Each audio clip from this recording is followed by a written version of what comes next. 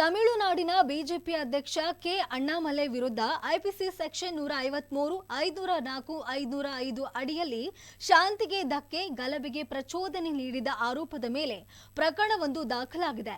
ಜನವರಿ 8ರಂದು ಪಾಪಿರೆಡ್ಡಿಪಟ್ಟಿ ಬಳಿಯ ಬೊಮ್ಮಿಡಿಯ ಸೆಂಟ್ ಲೂಡ್ಸ್ ಚರ್ಚ್ನ ಹೊರಗೆ ನಡೆದ ರ್ಯಾಲಿಯಲ್ಲಿ ಅಣ್ಣಾಮಲೈ ಚರ್ಚ್ಗೆ ಬರುವುದನ್ನು ವಿರೋಧಿಸಿದ ಕ್ರಿಶ್ಚಿಯನ್ ಯುವಕರ ಗುಂಪಿನೊಂದಿಗೆ ಅಣ್ಣಾಮಲೈ ವಾಗ್ವಾದ ನಡೆಸಿದ್ದರು.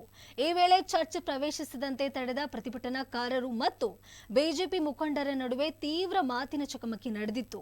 ಈ ಗದ್ದಲದ ವಿಡಿಯೋ ಸಾಮಾಜಿಕ ಜಾಲತಾಣಗಳಲ್ಲಿ ವೈರಲ್ ಸಹ ಆಗಿತ್ತು. ಈ ವಿಚಾರಕ್ಕೆ ಸಂಬಂಧಿಸಿದಂತೆ ಪ್ರಕರಣ ದಾಖಲಾಗಿದೆ ಎಂದು ತಿಳಿದು ಬಂದಿದೆ. ಈ ವಿಡಿಯೋ ಸಾಮಾಜಿಕ ಜಾಲತಾಣದ ಎಕ್ಸ್ ನಲ್ಲಿ ವೈರಲ್ ಆಗಿದ್ದು, ಅದರಲ್ಲಿ ಅಣ್ಣಾಮಲೈ ಪ್ರತಿಭಟನಾಕಾರರ ಭುಜದ ಮೇಲೆ ಕೈಯಿಟ್ಟು ಸಮಾಧಾನ ಪಡಿಸಲು ಯತ್ನಿಸಿದ್ದಾರೆ. ಬಳಿಕ ಪೊಲೀಸರು ಸ್ಥಳಕ್ಕೆ ಧಾವಿಸಿ ಪ್ರತಿಭಟನಾ ನಿರತ ಯುವಕರನ್ನ ಅಲ್ಲಿಂದ ಚದುರಿಸಿದ್ದರು. ಬಳಿಕ ಅಣ್ಣಾಮಲೈ ಚರ್ಚ್ಗೆ ಪ್ರವೇಶಿಸಿದ್ದರು.